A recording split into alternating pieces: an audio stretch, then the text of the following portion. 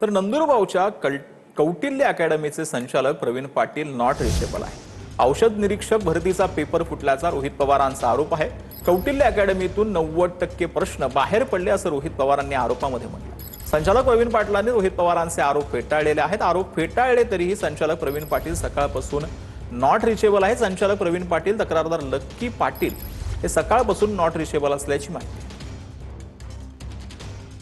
अन्न व औषध प्रशासनामधील औषध निरीक्षकाचा पेपर जो आहे तो नंदुरबारच्या या कौटिल्य अकॅडमी मधून लीक झाला असल्याचा दावा जो आहे आमदार रोहित पवार यांनी केला होता। या आरोपानंतर अनेक ज्या एमपीएससीचे जे काही सचिव यांच्याकडनं देखील याबाबत खुलासा जो आहे तो करण्यात आलेला आहे। या अकॅडमीचे जे संचालक प्रवीण पाटील यांनी देखील या सर्व आरोपांना फेटाळून जरी लावले असले तरी देखील प्रवीण पाटील सकाळपासूनच नॉट रिचेबल असल्याचे जे ते दिसून येत आहे। त्यांचे जेही नंबर आहे त्या नंबरांवरती आपण संपर्क केला असता मात्र या नंबरांवरती फोन जो आहे तो लागत नाही। त्यामुळे एमपीएससीच्या समोर कधी जातील आणि खऱ्या अर्थाने चौकशीला कधी सुरुवात होईल असाच काहीचा प्रश्न जो आता उपस्थित होताना दिसून येत आहे।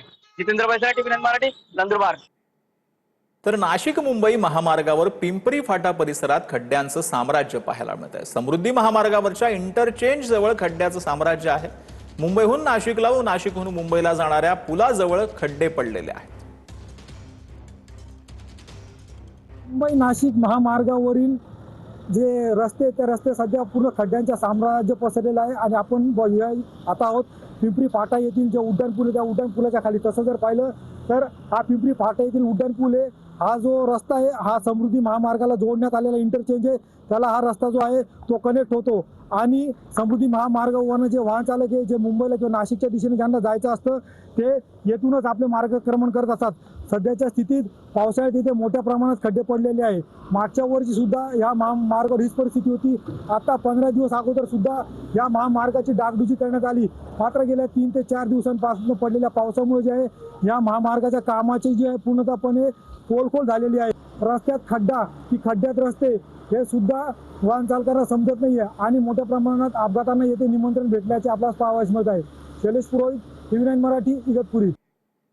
तर अंबरनाथमधील पूर्व आणि पश्चिमेला जोडणाऱ्या पुलावर मोठमोठे खड्डे पडले, त्यामुळे वाहनधारकांना कसरत करावी लागते। मध्यंतरी पालिका प्रशासनानं खड्डे बुजवण्याचं काम हाती घेतलं होतं, मात्र पुन्हा पावसाने या पुलावर खड्डे पडले।